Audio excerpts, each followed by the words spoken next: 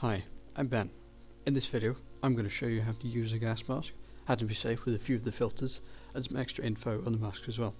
So first of all, for those who don't know, a respirator or gas mask is a full face mask used by the military, police, and factory workers for when they're in danger of inhaling hazardous materials or chemicals.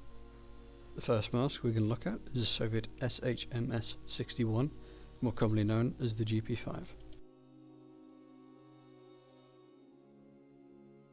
This is most people's first mask due to it costing as little as £10 on eBay.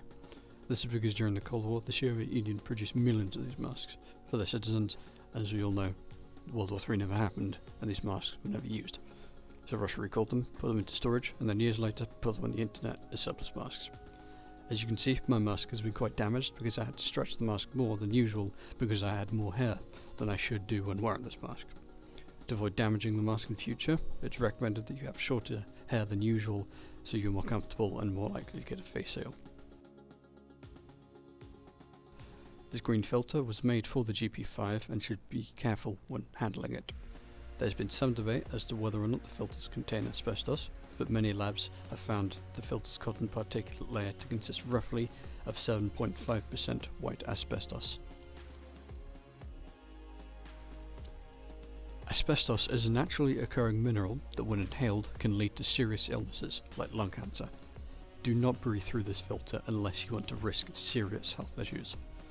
Many other gas mask filters contain asbestos. All masks during and prior to World War II had asbestos in the filters, and the Soviet Union continued putting asbestos in the filters up to around the 1990s. Here are some of the masks you should avoid.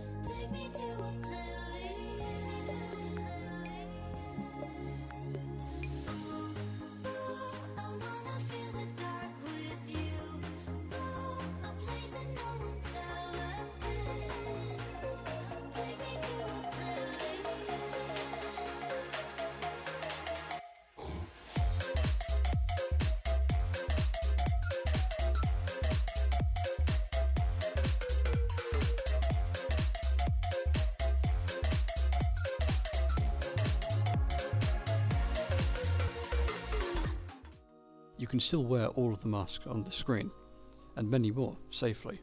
Just make sure the filters are not attached to the masks. Just to be safe, don't wear filters that were made before 1960, and avoid all Soviet filters and all World War II masks.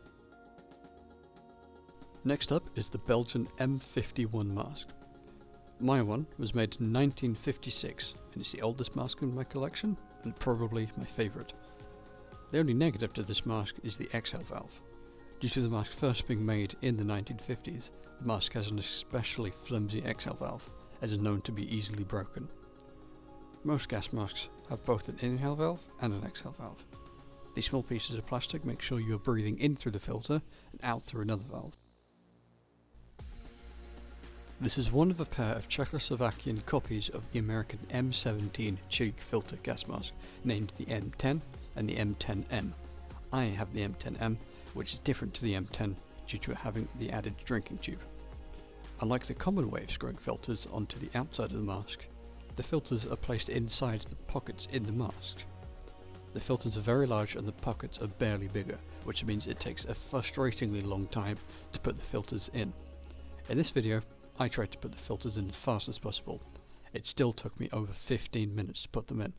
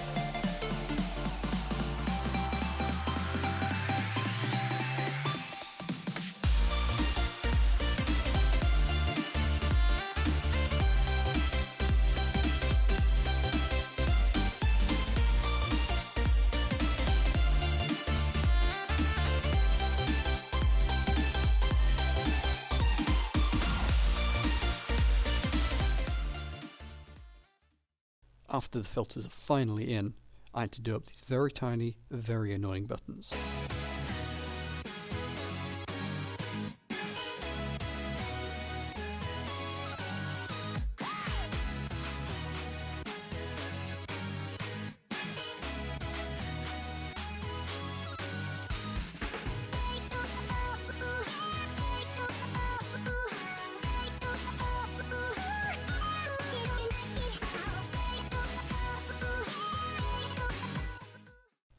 And after all that, the mask is ready to be worn.